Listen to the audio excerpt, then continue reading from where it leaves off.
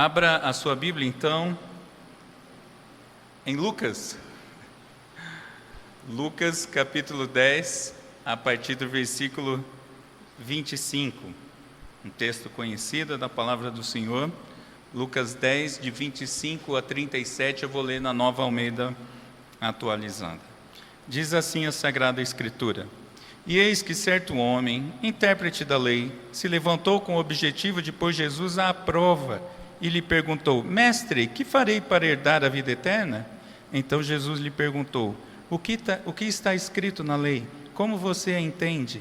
A isto ele respondeu: Ame o Senhor, seu Deus, de todo o seu coração, de toda a sua alma, com todas as suas forças e todo o seu entendimento. E ame o seu próximo como você ama a si mesmo. Então Jesus lhe disse: Você respondeu corretamente. Faça isso e você viverá. Mas ele, querendo justificar-se, perguntou a Jesus: Quem é o meu próximo? Jesus prosseguiu dizendo: Um homem descia de Jerusalém para Jericó e caiu nas mãos de alguns ladrões. Estes, depois de lhe tirar a roupa e lhe causar muitos ferimentos, retiraram-se, deixando-o semi-morto. Por casualidade, um sacerdote estava descendo por aquele mesmo caminho, e vendo aquele homem, passou de largo. De igual modo, um levita descia por aquele lugar, e vendo-o, passou de largo. Certo samaritano, que seguia o seu caminho, passou por perto do homem, e vendo-o, compadeceu-se dele.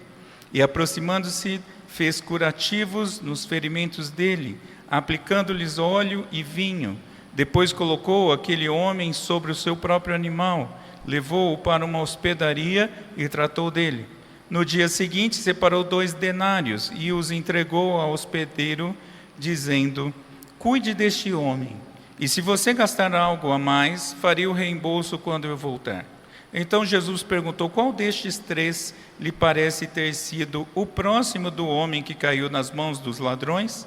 O intérprete da lei respondeu: O que usou de misericórdia para com ele? Então Jesus lhe disse: Vá e faça o mesmo. Vamos orar. Pai querido, Pai amado, nós estamos diante da Tua santa palavra. Nós ouvimos o Senhor falar conosco, porque a Tua palavra foi lida, e a Tua palavra é viva, santa, é verdadeira. E nós ainda te pedimos que o Senhor também fale conosco pela instrumentalidade de mim, apesar de mim mesmo. Que o Senhor então me capacite e capacite também o teu povo a ouvir a tua voz. Abra o nosso entendimento. O Senhor que inspirou essa palavra, te pedimos que nos ilumine para que a entendamos e que ela se transforme em verdade no nosso dia a dia. Nós suplicamos isso, ó Deus, confiados na mediação de Jesus Cristo, o nosso Senhor. Amém.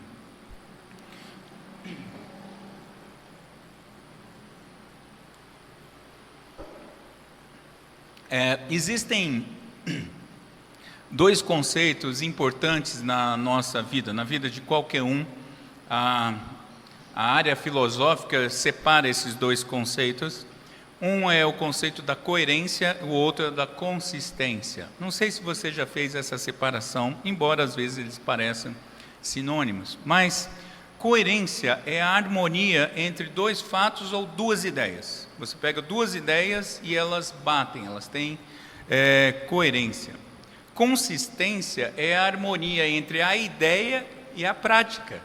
Quando você vê que uma pessoa é consistente, é que ele faz aquilo que ele acredita, ou que ele entende. Então, a falta de coerência e de consistência é um grande problema na humanidade. Isso é assim desde sempre. Eu, particularmente, para o meu gasto, eu acredito que isso tem sido muito visto nos nossos dias. É só você ver as tretas na internet. As pessoas defendem coisas assim com tanta ênfase, mas a vida dele não bate, não é?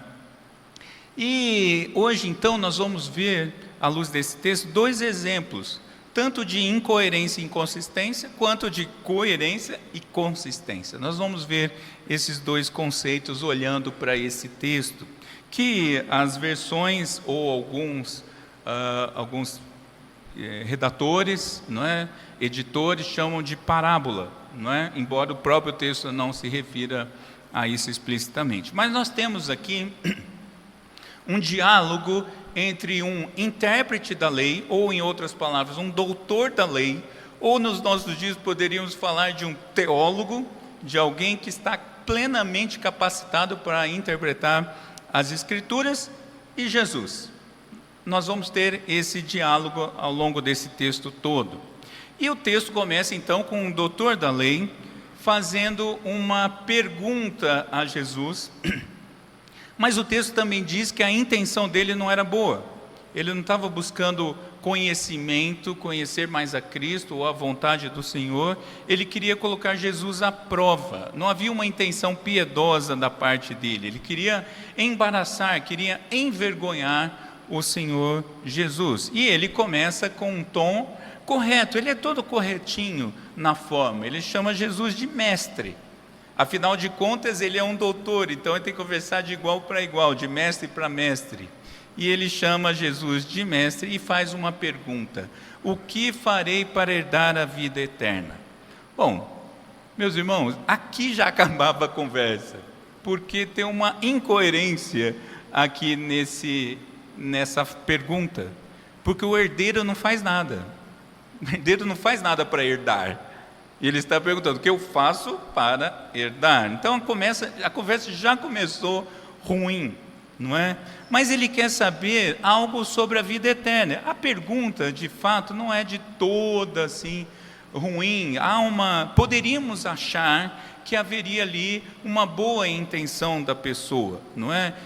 Até porque saber do futuro, saber sobre a vida eterna é realmente muito importante, não é?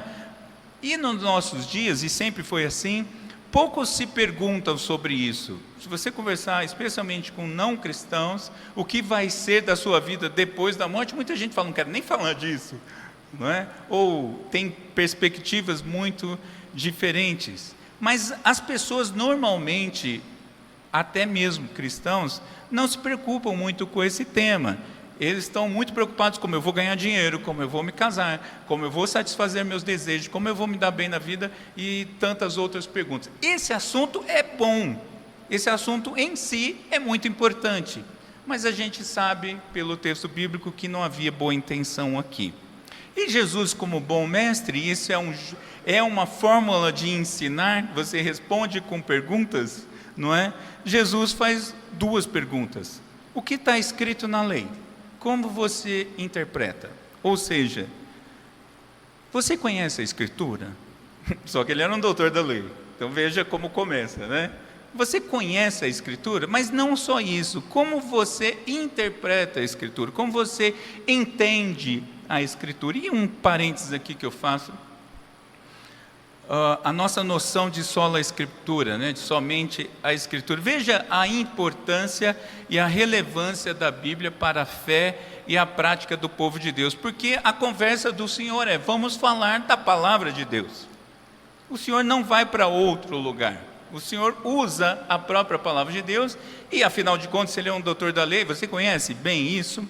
E o homem responde, ele mostra que ele é um doutor da lei, ele responde com duas passagens da Torá, não é?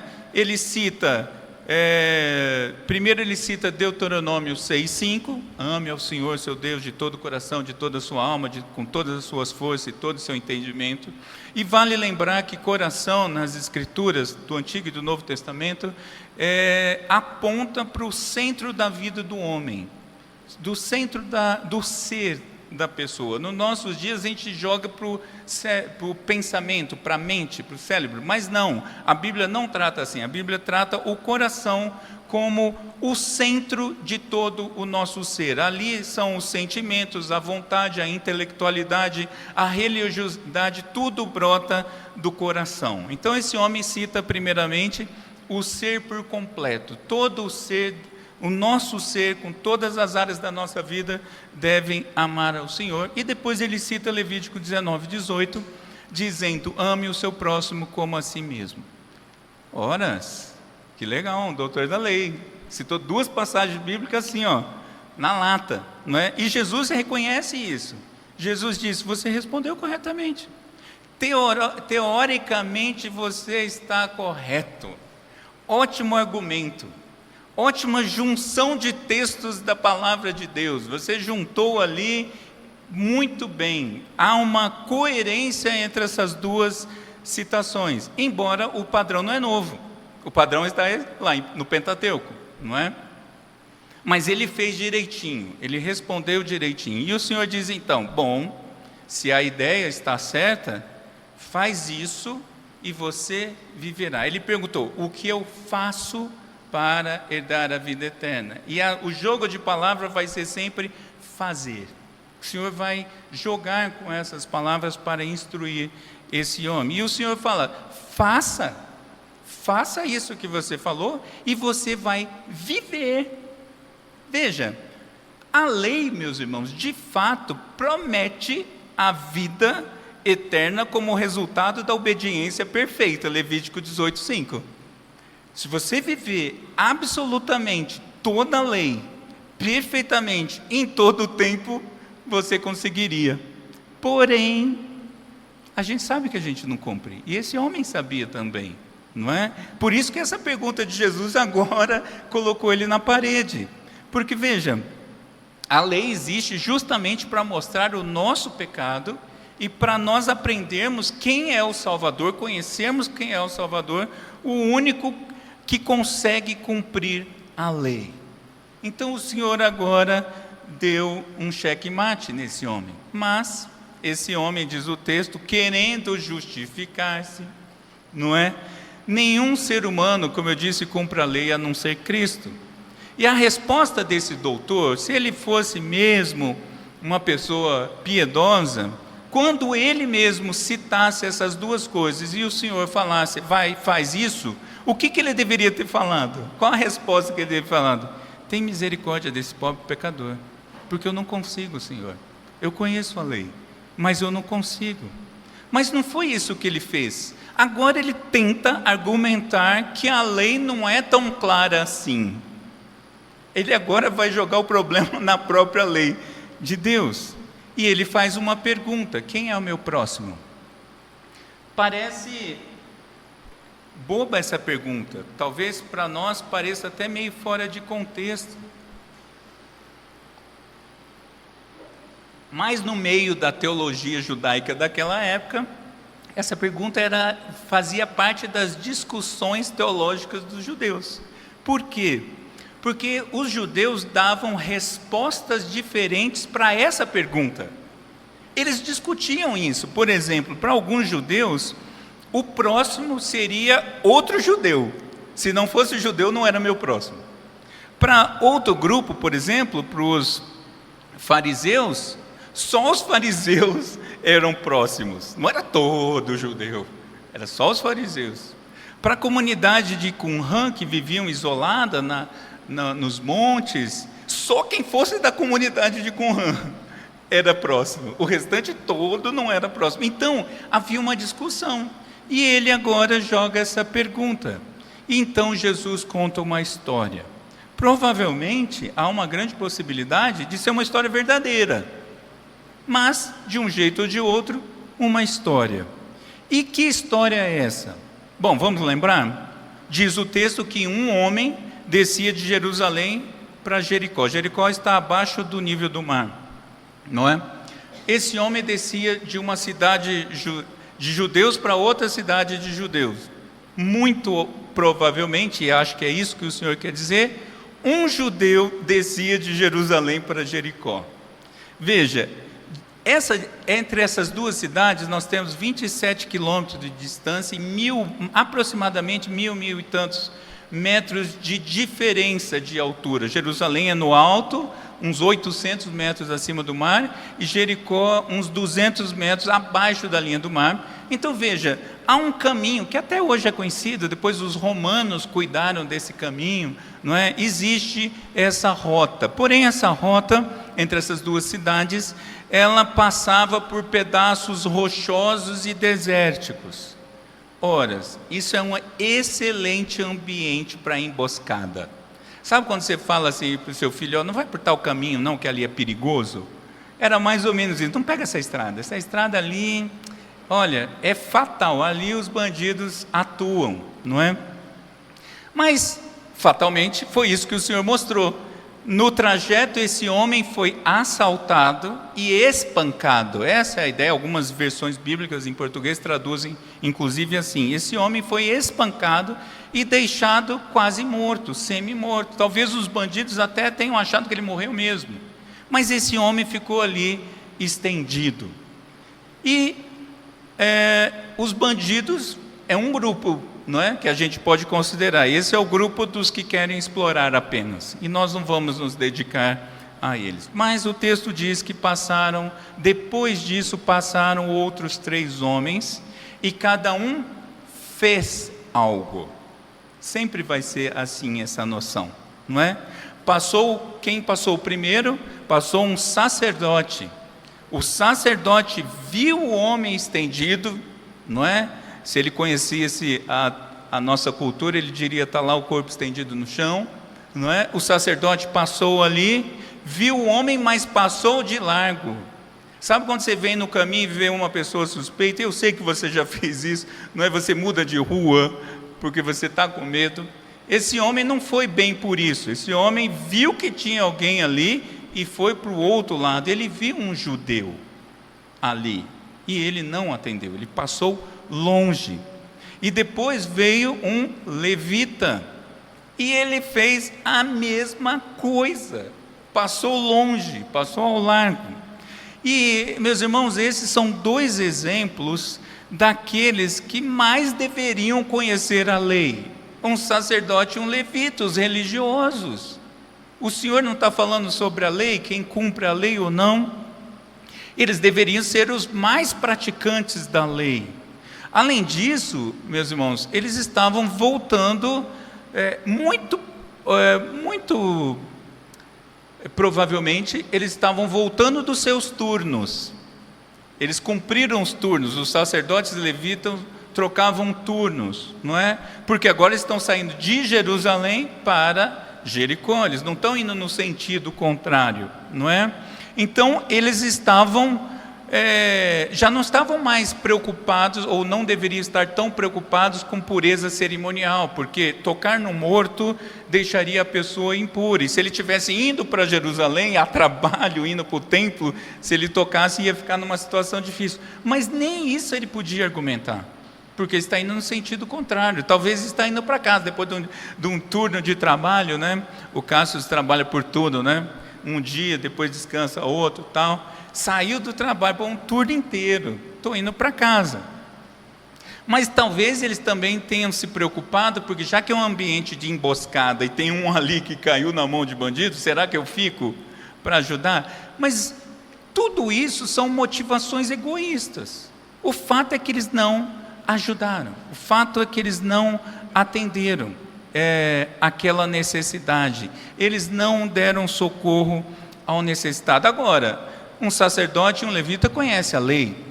Eu vou citar apenas um versículo. Provérbio 21:13 diz: quem tapa os ouvidos ao clamor do pobre também clamará e não será ouvido. Quem tapa o ouvido ao clamor do necessitado não vai ser atendido. Eles sabem que precisam atender, mas não atenderam.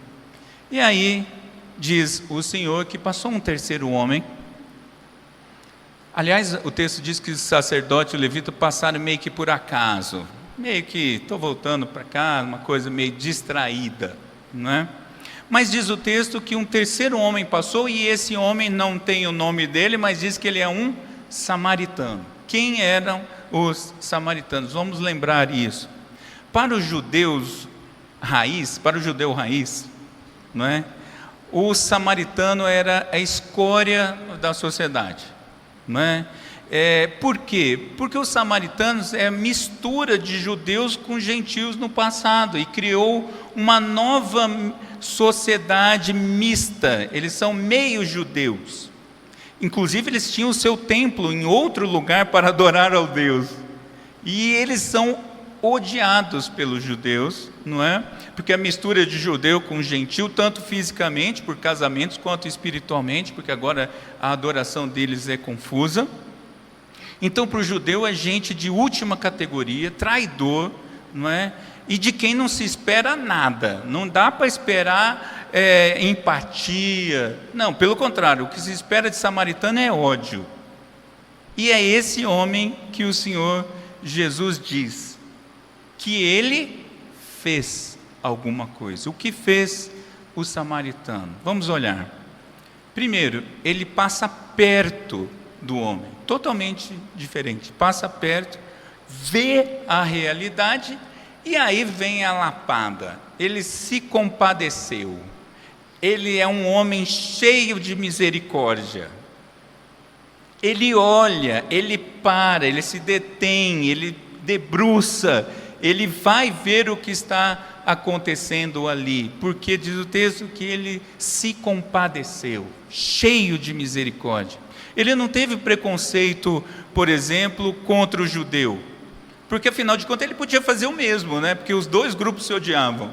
Ele podia olhar e falar assim: judeu? Morre, desgraçado. Mas não, ele não seguiu a lógica esperada. Pelo contrário, ele se dedicou a socorrer aquele homem. E ele se aproxima e ele trata dos ferimentos, ele faz o que a gente chamaria de primeiros socorros, não é? Ele trata ali e ele usa óleo e vinho, que era comum naquela época, especialmente os gregos tinham muito essa tecnologia da medicina de usar esses elementos, não é? Ou seja, ele usa um antisséptico e um anestésico para tratar das feridas ali e dar os primeiros socorros. Põe esse homem no seu animal, ou seja, ele que está montado, agora ele vai andando, puxando o seu animal, que nós não sabemos o que é e não importa, mas o ferido vai em cima do animal, ele agora vai puxando e o leva até uma hospedaria. Para pensar, eu entrego ele lá, vai. Eu entrego para o socorrista, para os bombeiros, entreguei, pronto, fiz minha parte. Mas não, o texto diz que ele tratou desse homem ali uma noite, que ele ficou com ele cuidando pessoalmente. E no outro dia, antes dele sair, ele banca a hospedagem do ferido. E ele dá 2 denários. 2 denários significam 2 moedas de prata. 2 moedas de prata significam 2 diárias de um trabalhador. 2 diárias de um trabalhador, ele deixa ali. E segundo a conta de alguns estudiosos, isso deveria dar aproximadamente 1 mês de hospedagem. 1 mês de diária paga.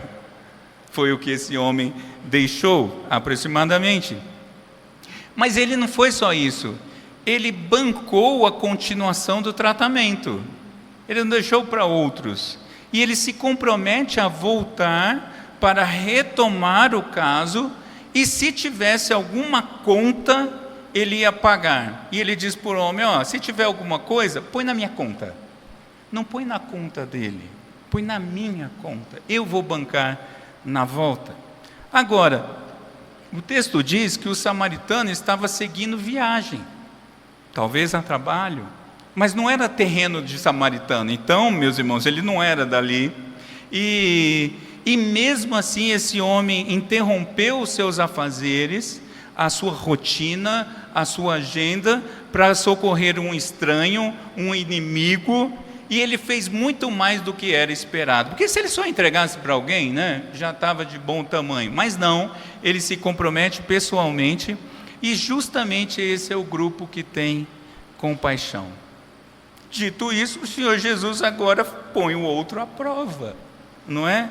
Você é intérprete da lei mesmo? Então, qual desses 3 lhe parece ter sido o próximo do homem que caiu nas mãos dos ladrões? Você não perguntou quem é o próximo? Dei um exemplo para você. Qual é o próximo?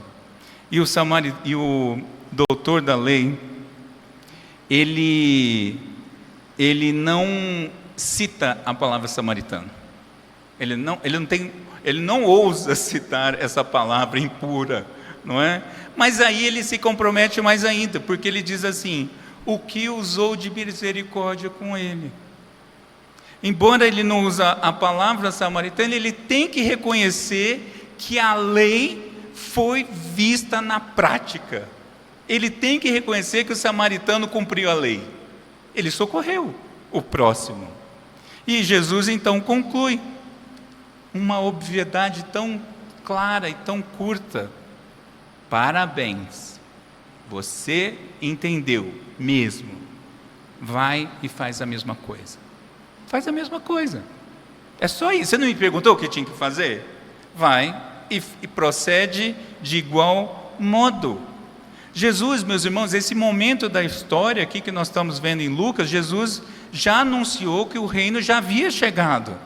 Então, o correto é viver o padrão do reino de Deus, padrão que já está neste mundo. E o doutor da lei, será que ele agiria com misericórdia se fosse ao contrário?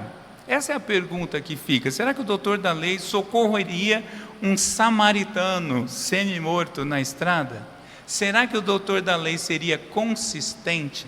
Porque ele foi coerente, ele juntou bem as passagens bíblicas, mas será que ele seria consistente? A teoria bateria com a prática? E, meus irmãos, é sempre um grande desafio aprender mais de textos conhecidos. Porque eu sei que você já ouviu esse texto, que você já leu esse texto, você já citou esse texto, você já ouviu sermões diferentes desse texto. Mas a didática de Deus é curiosa, porque ela insiste na repetição. Por isso que a gente precisa ficar ouvindo, porque os nossos corações tendem a rejeitar as verdades da palavra de Deus. Por isso, nós precisamos ouvir continuamente a mesma e boa palavra de Deus. E quanto mais nós conhecemos, mais aumenta a nossa responsabilidade. E esse texto não é um texto sobre como alcançar a salvação. Nós lemos na leitura responsiva Efésios, nos deixando muito claro que a salvação não é pelas obras. Cantamos isso aqui só pela graça, não é? Mas esse texto é sobre a vida de quem já foi salvo, a vida de quem já foi alcançado. É sobre isso que está falando. Você já foi alcançado? Então é assim que se vive. E o que diz a lei? Esse homem definiu muito bem a lei, ele deu uma síntese, que o Senhor Jesus inclusive vai usar esse tipo de síntese mais para frente, em outras vezes. E qual é a síntese da lei, meus irmãos? Qual é a síntese das Escrituras? Amor. É isso que esse homem disse corretamente. O Senhor deu a sua palavra, e o resumo da sua palavra é amor. Agora, não é amor como a gente vê em outras situações, ou como o mundo diz. É amar a Deus prioritariamente com todo o nosso ser, e amar ao próximo como a nós mesmos. Não é uma disfunção. Amar o outro mais do que a mim mesmo é erro, e amar a mim mesmo mais do que o outro é um erro. Mas a síntese é o amor. E eu quero concluir com 3 ideias para nós sobre isso. Amar a Deus, em primeiro lugar. Quanto mais nós conhecemos a Deus, mais nós amamos a Deus. Veja, existe uma grande diferença entre conhecer de vista e conhecer pessoalmente, não é? Talvez você faça a mesma rotina para ir para o trabalho, para ir para a escola, e veja a mesma pessoa na estação do metrô ou no ponto de ônibus. É até estranha quando ela não aparece, né? Você fica assim, aquela pessoa está de férias, né? Não apareceu, tal. Mas depois ela volta, você vê, você conhece ela de vista. Você não sabe o nome, não sabe o que ela faz, não tem ideia de quem é essa pessoa, da vida dela. Isso é conhecer de vista. Mas conhecer pessoalmente, conhecer familiarmente, isso me é familiar, isso é do meu ciclo, isso é do círculo, isso é da minha proximidade. Quanto mais nós conhecemos a Deus, mais nós amamos. E o conhecimento do próprio Deus e a intimidade com Ele vem do conhecimento da palavra dEle, da Bíblia. Para conhecermos a Deus, nós precisamos conhecer a Bíblia. Quanto mais conhecemos a Bíblia, mais conhecemos a Deus, mais amamos a Deus. E amar a Deus, meus irmãos, com todo o nosso ser, é colocar Deus acima de tudo e de todos, de verdade, não é como diz por aí. Acima de tudo e de todos. Isso é amar a Deus. Inclusive amar a Deus acima de nós mesmos. Você tem que amar a Deus mais do que você ama a si mesmo, porque é essa orientação. E quando a gente faz isso dedicando todo o tempo e atenção à realização da vontade dEle, ou seja, quando eu amo a Deus mesmo, acima de todas as coisas, eu me dedico a fazer a vontade dEle. Só lhe deu glória, glória somente a Deus. O que me interessa na minha vida é que Deus esteja satisfeito. Isso é amar a Deus sobre todas as coisas. O que me interessa é que a glória de Deus seja manifestada. O que interessa é que Deus seja conhecido. Sempre é assim, Deus, Deus, Deus, Deus. Isso é amar a Deus acima de todas as coisas. E veja, quando isso acontece, eu me alegro nisso. Não é assim que diz o nosso catecismo, na primeira pergunta? Amar a Deus e nos deleitarmos nele. Quando eu amo a Deus, eu me deleito nele. Porque eu sei quem Deus é e eu sei quem eu sou. Quando você olha para a sua vida e descobre bem mesmo quem você é, um pecador miserável que tinha como destino um inferno, e você não vai mais para lá porque Ele te amou primeiro e te salvou, porque Ele é um Deus de misericórdia. Você vai descobrindo essas coisas, isso vai enchendo o coração de alegria e de amor a Deus. E a nossa resposta ao amor de Deus por nós é o amor a Ele. Então nós devemos amar a Deus sobre todas as coisas, com todo o nosso ser, com todo o seu pensamento, com todo o seu coração, com toda a sua alma, com todo o seu entendimento, com toda a sua vida. Não pode ter 1 milímetro na sua vida, em qualquer área da sua vida, que não seja para a glória de Deus. Isso é amar a Deus acima de todas as coisas. Mas nós também, meus irmãos, em segundo lugar, temos que amar ao próximo. Simples assim.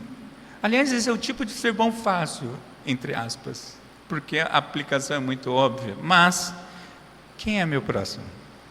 Porque essa pergunta continua reverberando na nossa mente. Será que meu próximo é só os da minha casa? Eu amo os da minha casa, eu amo os da minha casa. Sim, tem mais gente no mundo. E aí? É só os da sua casa? Será que é só os chegados? Os chegados eu gosto. Eu tinha um chefe que ele falava, vamos parar com esse negócio de panelinha, vamos ficar só com os nossos. Será que a gente gosta só dos chegados? Quem é o meu próximo? Será que são aqueles que a gente gosta? Quem eu não gosto não é o meu próximo. E eu já ouvi isso. Eu não gosto de todos os irmãos em Cristo. Eu fico pensando, mas o Senhor é o que elegeu pessoas, então o critério de Cristo é ruim pra caramba, porque tem gente que não é passível de amor seu, o seu critério é um pouquinho mais rígido, não é? Quem é o nosso próximo? Eu vou usar a Bíblia para responder, para eu não errar. 1 João 4, 19 a 21, ouça com atenção. Nós amamos porque Ele nos amou primeiro. Se alguém disser, amo a Deus, mas odiar o seu irmão, esse é mentiroso. Pois quem não ama o irmão a quem vê, não pode amar a Deus a quem não vê. E o mandamento que dele temos é este, quem ama a Deus, que ame também o seu irmão. Então, todos os irmãos em Cristo são alvos do nosso amor. Já aumentou um pouquinho, né? Já aumentou um bocado. Tem irmão para todo lado neste planeta. Todos eles são alvos do nosso amor. Será que para aí? Mateus 5, 43 e 45. Palavras do Senhor Jesus.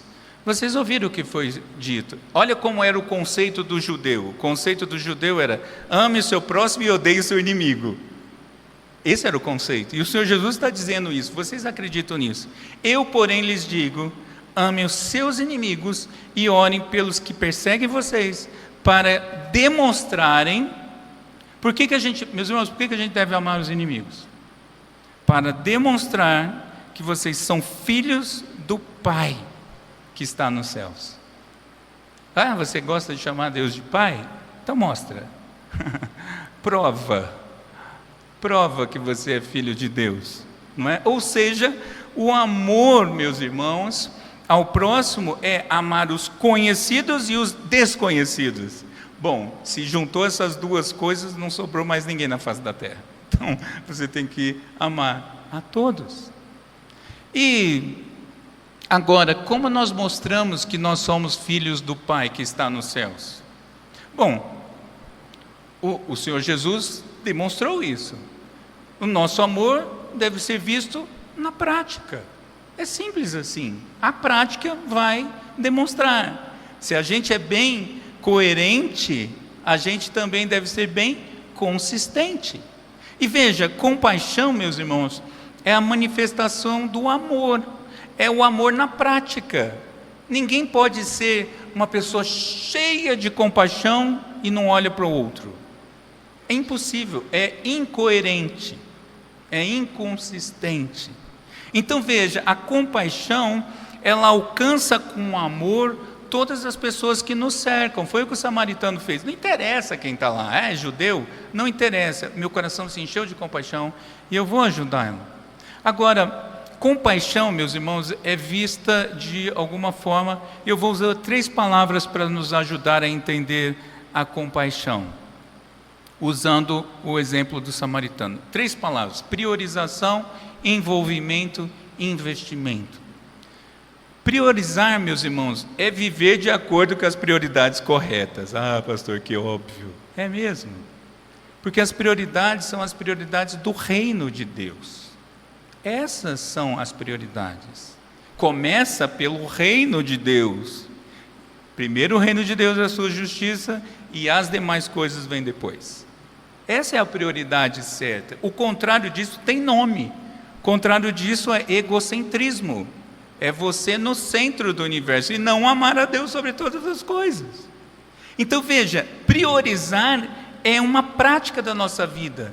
A pergunta que fica é como você está priorizando a sua vida. Todas as áreas da sua vida, todo o seu ser.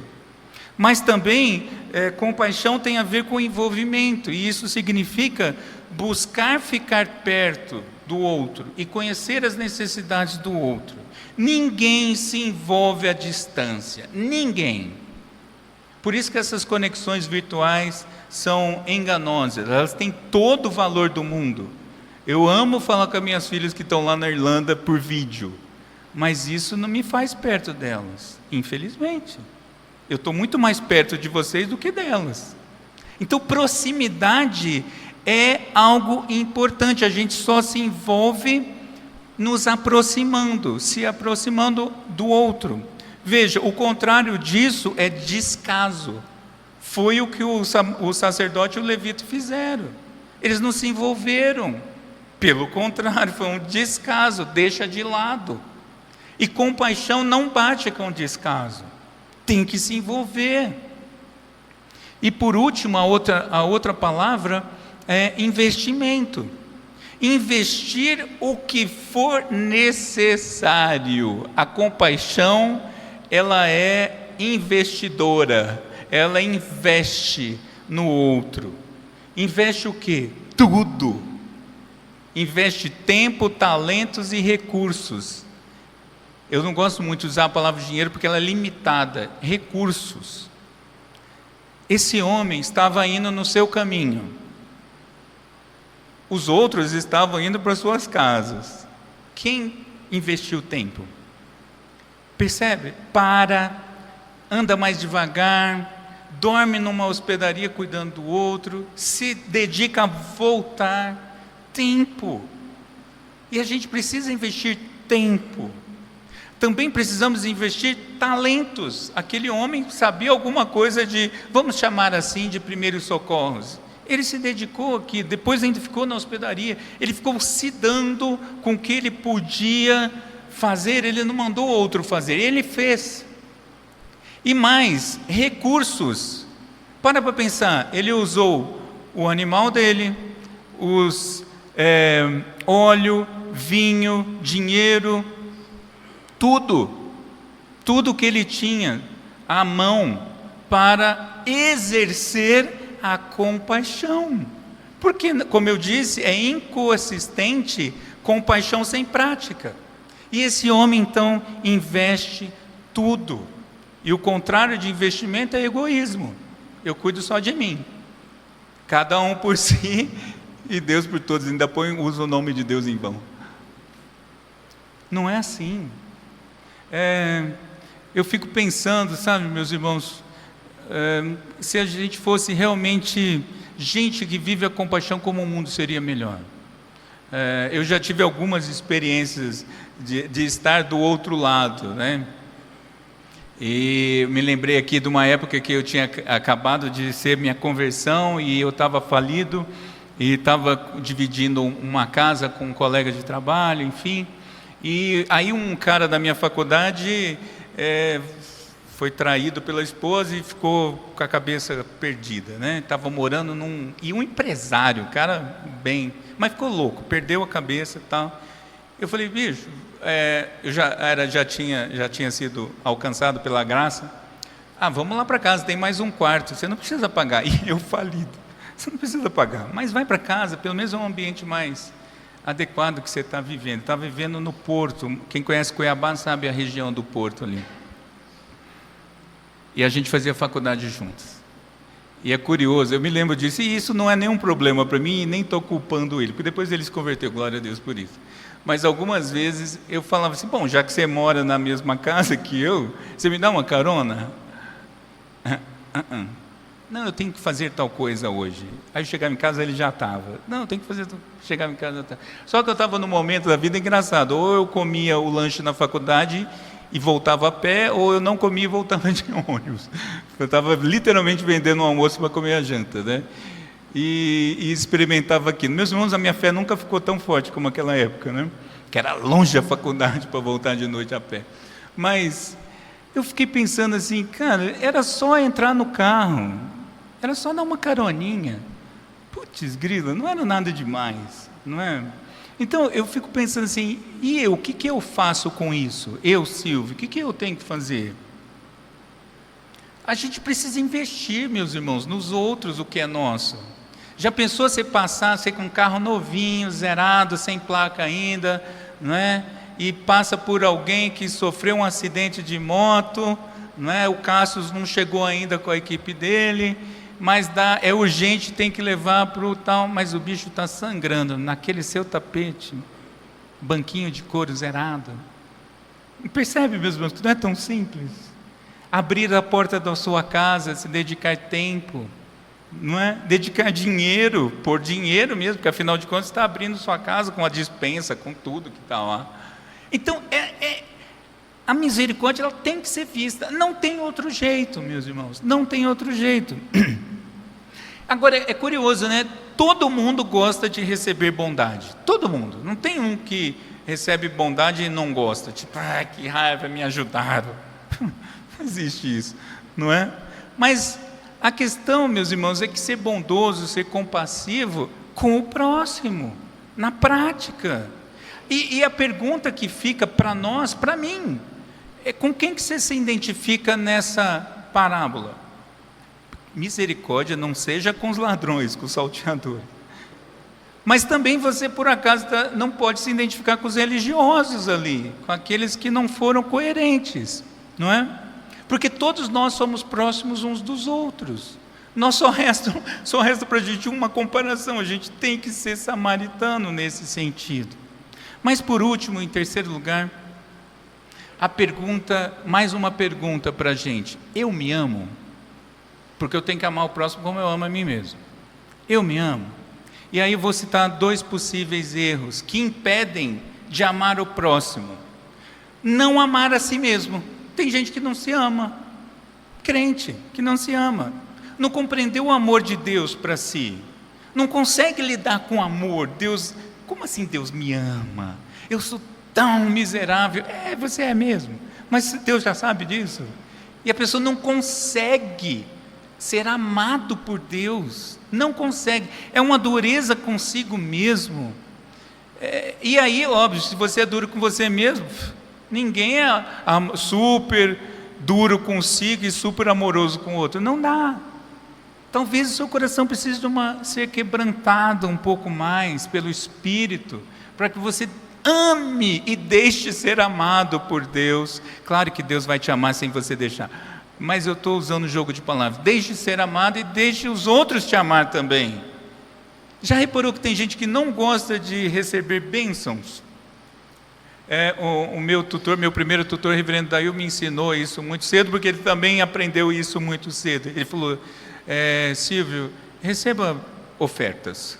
Eu era seminarista e eu falava: pastor, fico constrangido, né? Recebe, porque é um ato de amor.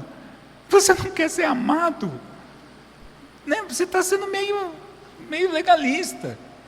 Então a gente precisa se amar. Nesse sentido, não é um amor que o mundo diz: ai, se ame, ai, hashtag eu amo a mim mesmo, não é essas coisas, mas é entender que Deus te ama. O outro lado da moeda é amar demais a si mesmo. Tem gente que se ama pra caramba, ama tanto que não ama mais ninguém, não é? É quase aquela música do Ultraje, né? Eu me amo, já não posso mais viver sem mim. Tem gente que é assim, se ama pra caramba, mas está descalibrado, porque quando você só ama a si mesmo, não existe espaço para amar a Deus, muito menos para o próximo.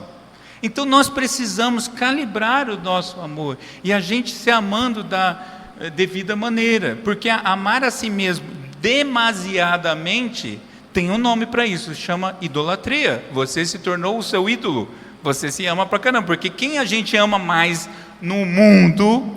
Deus. Se você se ama mais do que tudo, gente, é curioso, essas mensagens coaches dos nossos dias dizem que você precisa se amar desse jeito, não importa o resto, se ame, se blinde, se proteja e ame a si mesmo. Oi? É o que a Bíblia diz. E, meus irmãos, eu concluo então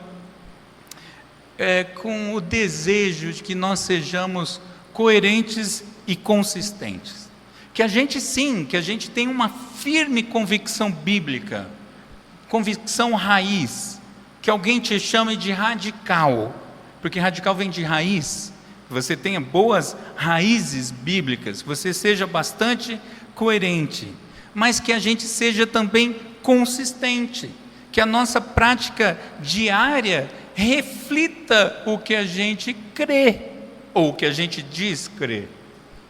E talvez você esteja pensando: mas eu não consigo. Eu tenho que concordar com você, eu também não. Ninguém consegue perfeitamente. Por isso a gente tem que olhar para Cristo. Jesus é o perfeito exemplo de compaixão. É para Ele que a gente tem que olhar. Se você quer um modelo, olha para Cristo.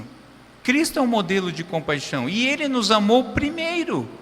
E porque nós fomos amados, nós respondemos amando a Ele, a Trindade, e ao próximo como a nós mesmos. Louvado seja Deus por isso, por Cristo que vive em nós e por nós, e nele nós podemos viver de maneira compassiva para a glória de Deus. Vamos orar. Querido Deus, o Senhor que é o Deus de misericórdia, nós primeiramente te agradecemos por sermos alvo da tua misericórdia. Aliás, se não fosse isso, nem estaríamos aqui nessa noite. Fomos amados pelo Senhor na eternidade passada. O Senhor se compadeceu de nós, pecadores, quando nós estávamos mortos nos nossos delitos e pecados. Te agradecemos por isso. E te suplicamos também, ó Pai, que nós sejamos verdadeiramente luz para esse mundo em trevas, sal para esse mundo apodrecendo, a partir da compaixão. Que nós sejamos a compaixão na prática, que nós sejamos vistos como servos teus que se compadecem uns com os outros. Mas, Senhor, como é sabido, nós não conseguimos por nós mesmos, e por isso nós mais uma vez te suplicamos: tem misericórdia de nós, tem compaixão de nós, e que teu Santo Espírito nos capacite a vivermos de fato e de verdade para a tua glória. Nós confiamos nisso, na tua palavra, confiamos nas tuas promessas, e oramos confiados em o nome de Jesus. Amém.